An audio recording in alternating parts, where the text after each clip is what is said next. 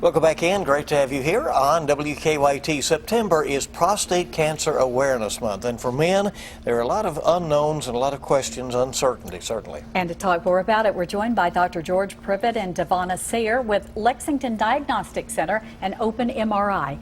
Thanks for coming in. Thank you for having us. You we have want a little game for you. Play a game with we are ready to go see here. how smart you are. So there's a lot that's not known about prostate cancer, and it's a hot topic for men and for their families that are affected. So I'm going to say a statement, and you decide if it's true or false. Dr. Privet will tell us if we're correct. All right. So this first one's easy.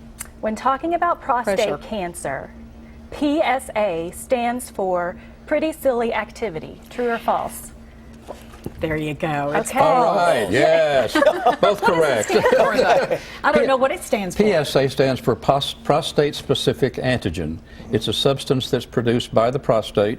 We're not entirely sure what it does, but there's some produced normally, and then when you get tumors or other infections, the level can go up, and it's an indicator in the blood that we use for helping to diagnose prostate cancer. Need further study after you find that out. That's right. Yeah. Okay, here's another one.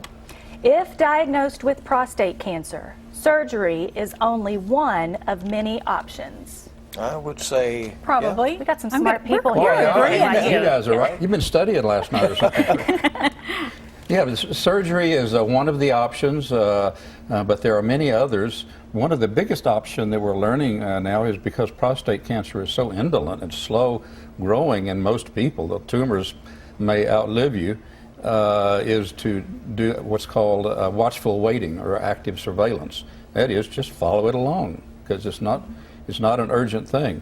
If it does get to the point that it seems that it's could be more serious, and there's hormone treatments, there's radiation treatments, there's freezing treatments, there's ultrasound, focused ultrasound treatments. So there's a whole lot of options right now, and they're all changing.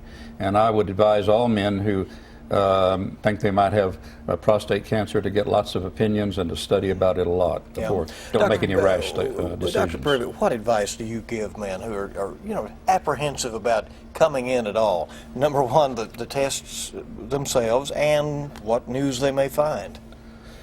Goodness, it can be daunting, but it's just a matter of saying, look, this is maybe a problem I'm going to have, and I need to find out about it. And if it's something that is benign and I don't need to worry about, then I can stop worrying. If it's serious, then we'll go on and do some more tests.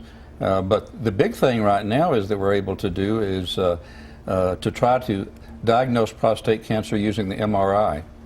If you have a 3 Tesla MRI, we do a procedure called multiparametric MRI that allows the radiologist and the urologist or the cancer treatment doctor to look at it and see, is there evidence of cancer, number one, and if there's not, then you can follow it along. If there is evidence of cancer, then you get it localized, and the urologist would know where to target it for a biopsy.